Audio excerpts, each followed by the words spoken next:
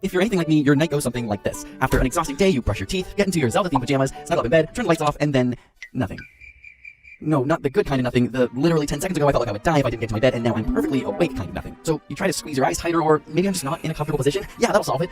But no, the clock ticks, and you become increasingly more aware of every waking second of sleep time that you're losing and how increasingly bad tomorrow will be. If only you could have just slept at school or work. It was so easy then. But now, in the solitude of night, all you have is your deepest, darkest thoughts, and that damn clock that— oh my god, it's been 3 hours? If this sounds familiar to you, then this video is for you, because we've compiled some of the best advice and practices to increase your odds of falling asleep in minutes. And while we're going to start off with the stuff you should do before hitting your bed, we also have a technique used by the US Navy to fall asleep in 2 minutes when you're stuck there lying awake. So let's start with 7 things you should do before you sleep. Number 1 is to sleep in a colder environment. Your thermal environment, especially surrounding your head and body, is perhaps the most underappreciated factor determining not only the ease with which you'll fall asleep tonight, but also your sleep quality. Whether you're overheating because of heavy blankets, pajamas, or just a hot room, it's been shown to decrease slow-wave sleep and REM sleep. Even just to initiate sleep, your body has to drop 2 to 3 degrees Fahrenheit or 1.5 degrees Celsius. And so being colder actually helps bring your temperature down faster. It might shock you, but the recommended temperature is around 65 degrees Fahrenheit or 18.3 degrees Celsius for your room. Going too cold isn't great either, but it doesn't have the same disruptive effects on falling asleep or your sleep quality as a hot room does. Number 2 is to take a hot shower or bath before bed. You might think being all warm and fuzzy is what makes you sleep, but it's actually kind of the opposite. When you're exposed to hot temperature, the body can't hold onto the heat and sends blood to the surface of your skin, giving you that flushed red appearance. Once you step out of the warmth, the dilated blood vessels radiate out the inner heat to your environment, and your core body temperature plummets.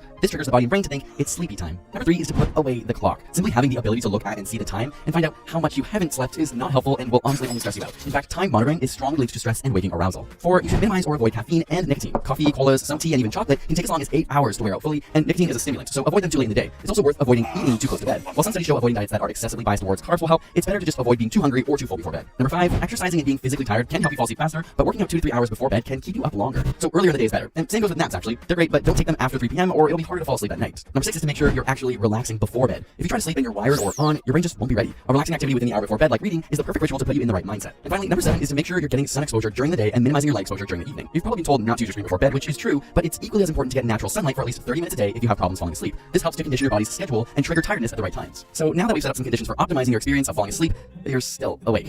In fact, maybe you've already done those things and you're lying in bed right now, desperately looking up how to fall asleep faster on YouTube, which led you to this very video.